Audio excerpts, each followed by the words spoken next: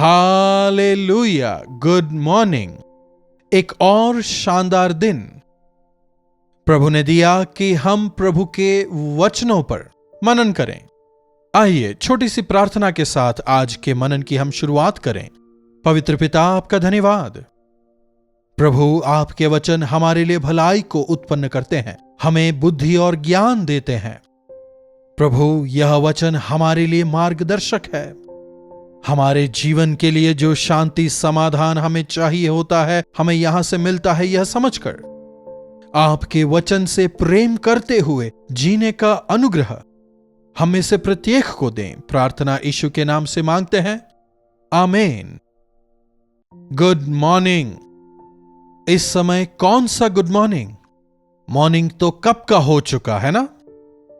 हां, इसमें कोई दो राय नहीं कि आज भी ऐसे लोग हैं जो सुबह सवेरे जल्दी नहीं उठते, लेकिन अधिकतर लोग सुबह सवेरे जल्दी उठकर काम को निकल जाते हैं।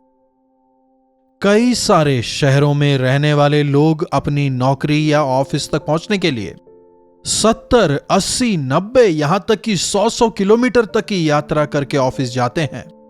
मुंबई होने दीजिए, चेन्नई होने दीजिए, दिल्ली होने दीजिए, कई सारे ऐसे शहरों में लोग सुबह सवेरे जल्दी उठकर लोकल पकड़कर, मेट्रो पकड़कर नौकरी को जाने के लिए निकल जाते हैं और आधी रात को घर आते हैं।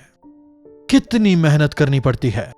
आपने क्या कमाया अगर पूछें तो क्या कह पाएंगे? कई साल मैंने मेहनत की, मैंने नौकरी की, व्यापार किया, सब कुछ किया। कई साल मैंने भागा दौड़ी की और मैं थक गया हूं। ठीक है, लेकिन अंत में तुमने क्या हासिल किया? क्या बचा पाए आप? विचित्र बात है, अधिकतर लोग यही कहते हैं कर्ज बाकी बचा है, या दूसरे कुछ कहते हैं केवल खराब तबीयत बची है। कुछ कहते हैं हम ओल्ड एज में बीमारी के साथ रह रहे हैं। क्यों मनुष्य इतनी मेहनत करता है? खाने के लिए ही तो ना। देखिए, परमेश्वर ने दिन और रात करके हमें दिया है। दिन भर काम करें, रात को सोएं। पर आधी रात को सोने जाना या फिर सुबह सवेरे जल्दी उठ जाना आजकल सामान्य बात हो गई है। सुलेमान एक ज्ञानी था, बुद्धिमान था, उससे ज्यादा बुद्धिमान और कोई नहीं। उसके द्वारा लिखा गया चाहे नीति वचन हो या फिर सभोपदेशक की पुस्तक हो, पाप का अंगीकार करने के बाद, मन फिराने के बाद जो कुछ उसने लिखा, उसके अनुभव से उसने जो कुछ लिखा, आज हमारे लिए यह एक चेतावनी है जिसका अनुकरण हमें करना चाहिए। भजन संहिता 127। अरे ये क्या, आप बात सुलेमान की कर रहे हैं फिर भजन संहिता की कह रहे हैं? भजन संहिता तो दाऊद ने लिखा था ना। सारे भजन संहिताओं को केवल दाऊद ने नहीं लिखा। दाऊद ने कुछ लिखे, कुछ सुलेमान ने लिखे, एक मूसा ने लिखा, कुछ असाफ ने लिखे, कुछ कोरह के संतानों ने लिखे। ऐसे कई लोगों ने भजन संहिताओं को लिखा था, लेकिन इन तमाम को दाऊद के दौरान संग्रहित किया गया था। 127वां जो भजन है यह सुलेमान का भजन है। कुछ एक बाइबलों में ऊपर हेडिंग भी दिया गया है। इसकी दूसरी आयत अगर आप देखें, तुम जो सवेरे उठते और देर करके विश्राम करते हो और दुख भरी रोटी खाते हो, यह सब तुम्हारे लिए व्यर्थ ही है।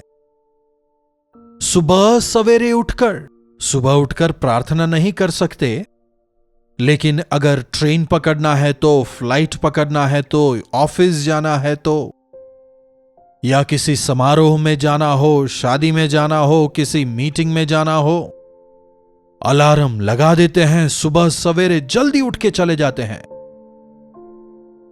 मसीही विश्वासियों के लिए आवश्यक है कि वे अपने दिन की शुरुआत प्रार्थना से करें। ठीक है, अगर सुबह यात्रा के लिए निकलना है, निकलने से आधे घंटे पहले अलार्म लगाएं, जल्दी उठें, प्रार्थना करें, फिर निकलें। या फिर सुबह सवेरे आपको कुछ और काम करना है तो 1 घंटा पहले उठें और पहले प्रार्थना करें। प्रार्थना मसीही जीवन के लिए काफी आवश्यक है। हम तमाम दूसरी चीजों के लिए भागते हैं, उत्साहित रहते हैं, लेकिन बात जब मसीही जीवन की आती है, उत्साह में शायद कमी आ जाती है। कई ऐसे हैं सुबह सवेरे जल्दी उठते हैं और रात रात भर बैठ करके काम करते रहते हैं। कॉर्पोरेट्स में काम करने वाले अधिकतर लोग, हमारा तो यूरोप टाइमिंग है, यूएस टाइमिंग है, यूके टाइमिंग है, ऑस्ट्रेलिया टाइमिंग है, उन तमाम के टाइमिंग हमसे अलग है ना, इसीलिए उन्हें उनके टाइम के अनुसार काम करना पड़ता है। दिन रात वे मेहनत करते हैं। इतनी मेहनत किस लिए करते हैं? पेट के लिए, खाने के लिए, या और कहें तो पैसे के लिए। पैसा क्यों हमें चाहिए? संपत्ति के लिए, कपड़े खरीदने के लिए, गहने खरीदने, घर खरीदने, गाड़ी खरीदने, यह तमाम चीजें आवश्यक जरूर है, लेकिन जब मुझे जो चाहिए प्रभु मुझे देंगे विश्वास करने वाले भाग भाग कर संपत्ति बटोरने की कोशिश नहीं करेंगे। अपने शरीर को बर्बाद कर देने के बाद में, अपनी शांति को खो देने के बाद में, आप कितने ही मकान क्यों ना खड़े कर ले, उसका क्या लाभ? कितनी ही संपत्ति कमा ले, उसका क्या लाभ? स्वास्थ्य खराब करके भोजन तो आपने ला लिया, लेकिन जब आप उसे नहीं खा सकते तो उसका क्या लाभ? बीमार हो जाने के बाद, स्वास्थ्य खराब हो जाने के बाद, जब आपको रेस्ट्रिक्टेड डाइट्स खाना है तो कितना ही भोजन स्वादिष्ट क्यों ना हो, उसका क्या लाभ? हम कई बार इसे नहीं सोचते हैं। मनुष्य इतनी मेहनत क्यों कर रहा है? सुलेमान कह रहा है कि यह सब व्यर्थ है। सुबह सवेरे जल्दी उठकर भागा दौड़ी कर कर दिन भर मेहनत करना किस लिए करते हैं? इसका क्या लाभ है? परमेश्वर की आशीष ही वास्तविक आशीष है। मैं हमेशा से एक मोटो फॉलो करता आया हूं, प्रभु के लिए कम समय में ज्यादा काम हमें करना है, कम पैसों में ज्यादा सेवा करनी है।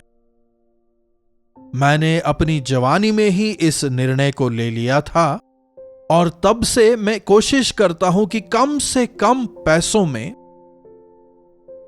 मैं ज्यादा से ज्यादा सेवा कर सकूं, कम से कम समय में मैं प्रभु की अधिक से अधिक सेवा कर सकूं, ज्यादा मैं प्रभु के लिए भाग सकूं।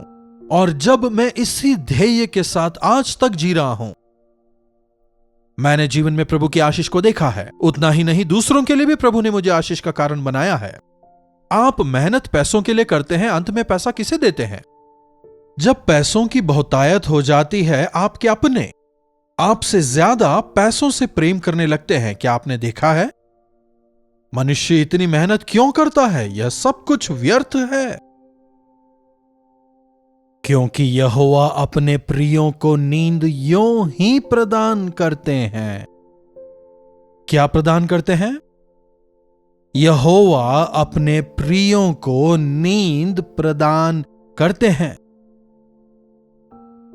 जब हम छोटे थे, हमारी माएं भरपेट खाना खिलाने के बाद बेटा सो जा कहकर हमें बिस्तर पर सुलाकर, कर्टन्स वगैरह लगाकर, बेडशीट उड़ाकर, लाइट्स वगैरह ऑफ करके गुड नाइट कहा करती थीं, है ना?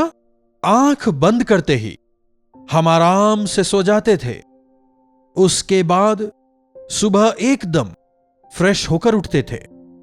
देखिए, नींद वेस्ट नहीं है, नींद जरूरी है।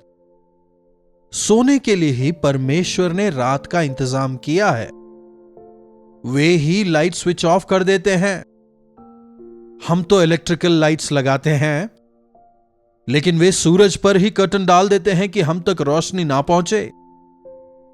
लेकिन हम रात को भी लाइट लगाकर काम करने का प्रयास करते हैं, तबीयत खराब करते हैं, कुछ हासिल नहीं कर पा रहे।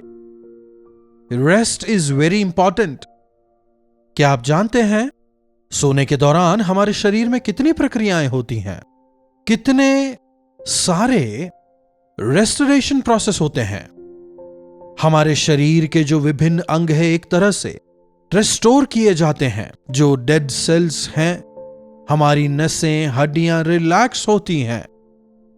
शरीर के अंदर एक शुद्धिकरण का प्रोसेस होता है। हमें यह ज्यादा मालूम नहीं पड़ता, लेकिन परमेश्वर ने नींद में ही ये तमाम प्रोसेसेस पूरे हो जाएं। प्रभु ने हमारे शरीर को उसी तरह से बनाया है। इसीलिए अच्छी नींद निकालने वाले तंदुरुस्त रहते हैं। अच्छी नींद सोकर उठने वालों का ब्रेन काफी अलर्ट होता है, काफी शार्प होता है, काफी तेज होता है, काफी कलात्मक कार्यों को वे करने पाते हैं।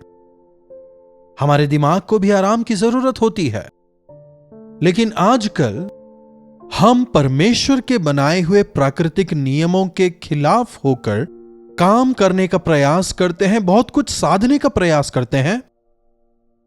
लेकिन इसके विपरीत अगर हम प्रभु के बनाए नियम का पालन करें, दिन को काम के लिए और रात को नींद के लिए इस्तेमाल करें, तो सब कुछ बेहतरी से चलेगा। प्रभु, मैं सोने जा रहा हूं, अपने भार को मैं आप पर डालता हूं। जब मैं उठूंगा, मेरे काम को आप सफल करेंगे, ऐसा विश्वास हम में होने पाए। बच्चे को सुलाने के बाद एक मां क्या करती है? किचन में जाती है, जाकर कल के लिए क्या प्लान करना है सोचती है। बच्चे के उठने से पहले कल उसे क्या देना है, उसे क्या खिलाना है, जो उसे खिलाना है वह सब कुछ है या नहीं, ये तमाम चीजें मां बच्चे के सोते सोते ही चेक कर लेती है। सुबह जब बच्चा उठता है, ब्रेड है या फिर टोस्ट है या फिर पराठा है, सब कुछ उसके लिए रेडी होता है। फिर मां जाकर उठाती है, उठ जाओ बेटे और इसे खाओ। एक मां अगर बच्चों का इतना ख्याल रखती है, तो हमारे स्वर्गीय पिता क्या हमारा ख्याल नहीं रखेंगे? हमें क्या खाना है, क्या पीना है, कहां पर हमें रहना है, हमारी तमाम जरूरतों का क्या वे इंतजाम नहीं करेंगे? हमारे परमेश्वर भी हमारी तरह सोने वाले परमेश्वर नहीं हैं। इस्राएल के रक्षक ना कभी ऊंघते ना कभी सोते हैं। तुम सो, आराम करो, बाकी बातें मैं देख लूंगा। क्या मेरे परमेश्वर ऐसा कहते हैं? ऐसा विश्वास आप में है? अगर अपने हर डर को आप ढोएंगे तो कैसे सो पाएंगे? सारा भय अगर आप अपने ऊपर लेंगे तो आपको शांति कैसे मिल पाएगी? अपनी चिंता आप उन पर डालें, क्योंकि उनको आपका ख्याल है। परमेश्वर पिता की यह इच्छा है कि वे अपने संतानों को हर रोज गोद में उठाएं, उनका लाड़ प्यार करके उन्हें सुलाएं, और जब वे सो रहे हों उनकी आवश्यकताओं को प्रभु अपनी ओर से पूरा करें। वचन हमें यह बताता है, मेडिकल साइंस बताता है कि दिन में आप कितना भी क्यों ना सो लें, वो अच्छी नींद नहीं होती। हम सोते जरूर हैं, लेकिन वो एक अच्छी नींद नहीं होती। फिर सोने के लिए हम सप्लीमेंट्स लेने लगते हैं, अलग अलग दवाइयां लेते हैं, नींद की गोलियां लेते हैं, नशे की गोलियां वगैरह लेते हैं, जो अच्छी बात नहीं है। देखिए, स्वतः आने वाली नींद हमें तंदुरुस्त रखती है। इसके विपरीत अगर आप नशे की सहायता से या फिर दवाइयों की सहायता से सोने की कोशिश करेंगे, पर जब उठेंगे तब फ्रेश नहीं होंगे। ऐसे लोगों की आंखें ही बता देती है, आंखें सूजी होती है, आंखों के नीचे डार्क सर्कल्स होते हैं। कितनी ही देर क्यों ना सो जाएं, लेकिन तृप्त नहीं हो पाते, हमेशा चिड़चिड़े रहते हैं, क्योंकि परमेश्वर ने जो प्रक्रिया नियुक्त की है, हम परमेश्वर की नियुक्त की गई प्राकृतिक प्रक्रिया का विरोध, उनके नियोजन का हम विरोध कर रहे हैं। और हमारा शरीर परमेश्वर की देन है। उन्होंने योजनाबद्ध तरीके से रचना की है, हर चीज को उपयुक्त स्थान पर रखा है, हर चीज के लिए नियोजित समय है, नियोजित प्रक्रिया है। लेकिन हम जब उसके विपरीत कार्य करने लगते हैं, हमारा शरीर उसे अंगीकार नहीं करता। हर चीज के लिए उपयुक्त समय उन्होंने नियोजित किया है, कहकर यदि आप उन पर विश्वास करें, आपके सोने के दौरान ही आपकी हर जरूरत को पूरा करने की सामर्थ्य रखने वाले पिता आपके पास हैं। हमेशा याद रखें, चिंता ना करें, बल्कि उन पर विश्वास करें। आज से सुबह उठना, प्रभु के साथ समय बिताना अपनी आदत बना लें। अंधेरा होते ही आधी रात तक अनावश्यक ही उठे ना रहें। जितना जल्दी आप बिस्तर पर जा सकते हैं जाएं और सो जाएं। उससे पहले पारिवारिक प्रार्थना जरूर करें, उसके बाद पर्सनल प्रेयर करें और आराम से सो जाएं। आपके जीवन में आप परिपूर्णता को देखने पाएंगे, तंदुरुस्त रहने पाएंगे। मेरा मन तुझ पर लगा है, अपनी शांति समाधान से मैं तुझे तृप्त करूंगा। प्रभु का यह वचन आपके जीवन में संपूर्ण तरीके से पूरा होने पाए। प्रार्थना। महापवित्र परमेश्वर, अपने जीवन को दोबारा से सही पटरी पर लाने में हमारी मदद करें पिता। हमें सामर्थ्य दें कि हम आपके नियोजित प्रक्रिया के अनुसार जीवन बिताने पाएं। प्रभु, आपके सानिध्य में एक नएपन को, संपूर्ण शांति को, आशीष को हम पा सकते हैं। हमारे अपने प्रयासों से हम धन संपत्ति नहीं बटोर सकते, यह समझकर आपकी आशीष ही उसे संपूर्ण बनाती है। यह समझकर आनंद से, पूरे आराम से अपने हर एक भार को आपके हाथों में दे, आपसे अच्छी नींद प्राप्त कर हम सोने पाएं। एक पॉजिटिव बदलाव को आप हमारे जीवनों में लाएं प्रभु। प्रार्थना यीशु के नाम से मांगते हैं, आमीन। अब पिता परमेश्वर का प्रेम, प्रभु यीशु मसीह का अनुग्रह, पवित्र आत्मा की संगति और सहभागिता हमें से प्रत्येक के साथ सदा सर्वदा बनी रहे, आमीन। प्रभु की महिमा हो। अपने प्रार्थना विषयों को आप हमें भेजें 9884907779 पर। आप अपने प्रार्थना या गवाहियों को भेज सकते हैं, हम अवश्य आपके लिए प्रार्थना करेंगे। प्रभु आपको आशीष दें।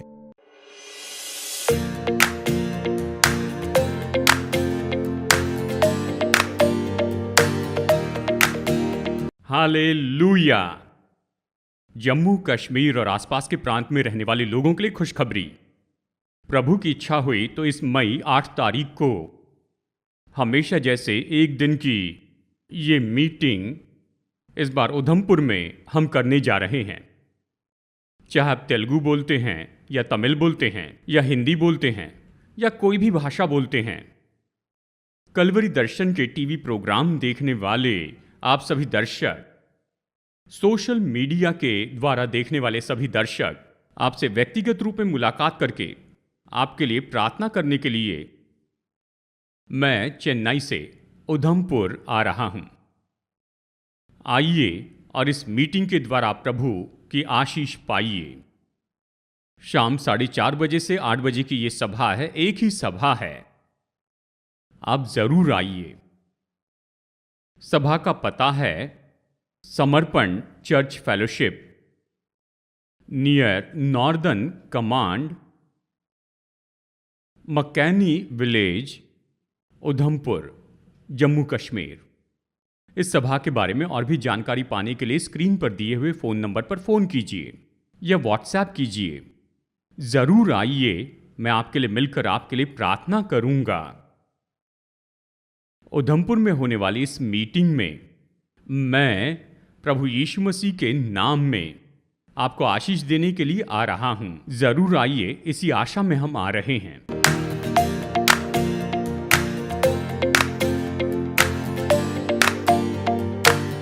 कलवरी दर्शन, ये है प्रेम के दर्शन, यीशु प्रेम के दर्शन।